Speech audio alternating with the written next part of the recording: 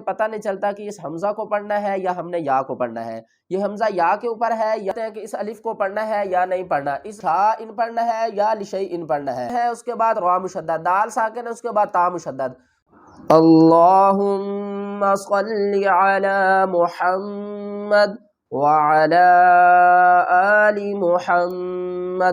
میرے دیکھنے والے بہن بھائیوں کو میری طرف سے السلام علیکم ورحمۃ اللہ وبرکاتہ۔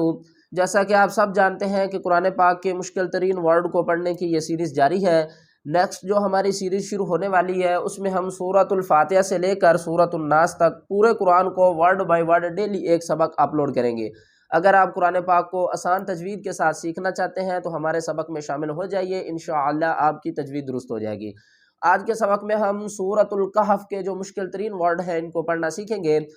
اکثر لوگ اس ورڈ پر کنفیوز ہو جاتے ہیں پڑھنے میں کیونکہ یہ مشکل کیوں ہے۔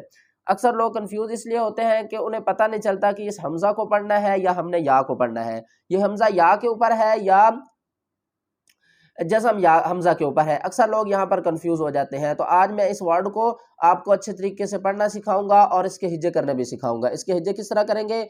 را ح زبر رح، میم زبر ما، رحم، تا واو دو زبر تاؤ، رحمتاؤ۔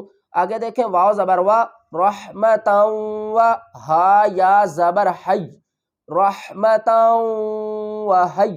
آگے دیکھیں تو اکثر لوگ کنفیوز ہو جاتے ہیں، اس یا کو ہم نے حمزہ سے ملانا ہے، اس یا کو ہم نے یا سے نہیں ملانا کیونکہ یہاں پر یا خالی ہے، یا کے اوپر یہ جزم نہیں ہے، یہ حمزہ کے اوپر جزم ہے۔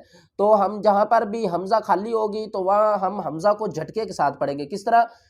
رحمتاً وحی، وحی، لام زبر لا، نون الف زبر نا، وحی لنا، رحمتاً وحی لنا۔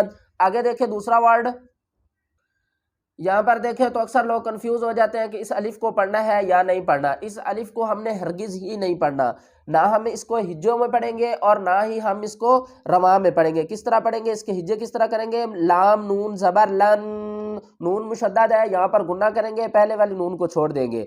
لن، نون دال زبر ند، یہاں پر ہم قلقلہ کریں گے، لن ند، عین پیش عو، لن ندعو، واو زبر وا، لن ندعو، ٹھیک ہے۔ یہاں پر ہم سٹاپ کریں گے تو اس الف کو پڑھیں گے، جب ہمارا سانس ٹوٹ جائے گا تو پھر ہم پڑھیں گے، اگر سانس نہیں ٹوٹے گا تو اس الف کو نہیں پڑھیں گے۔ کس طرح؟ لن ندعو من۔ یہ ورڈ دیکھیں اکثر لوگ یہاں پر کنفیوز ہو جاتے ہیں کہ ہم نے اس کو لشا ان پڑھنا ہے یا لشیء ان پڑھنا ہے، یا کو ہم نے ایسا الف کو پڑھنا ہے یا کو پڑھنا ہے، اکثر لوگ یہاں پر کنفیوز ہو جاتے ہیں۔ تو اس ورڈ کو کس طرح پڑھنا ہے؟ وَلَا تَقُولَنَّ لِشَيْءٍ، لِشَيْءٍ، اس کو ہم نے لشا ان نہیں پڑھنا، کیوں؟ کیونکہ الف کو ہم نہیں پڑھیں گے، ہم کیا کریں گے؟ شین کو یا سے ملائیں گے، شین یا زبر شئی، لشا نہیں لشئی۔ وَلَا تَقُولَنَّ لِشَيْءٍ، لِشَيْءٍ۔ اکثر لوگ اس ورڈ پر کنفیوز ہو جاتے ہیں، نون ساکن ہے اس کے بعد را مشدد، دال ساکن ہے اس کے بعد تا مشدد، تو اس کو ہم کس طرح پڑھیں گے؟ لَئِن رُدِدتُّ، لَئِن رُدِدتُّ، اس دال کو نہیں، رُدِدتُّ نہیں پڑھیں گے، اس کو پڑھیں گے رُدِدتُّ، تا کے اوپر پیش ہے اور تا کے اوپر سختی بھی کریں گے، را کو پر پڑھیں گے، لَئِن رُدِدتُّ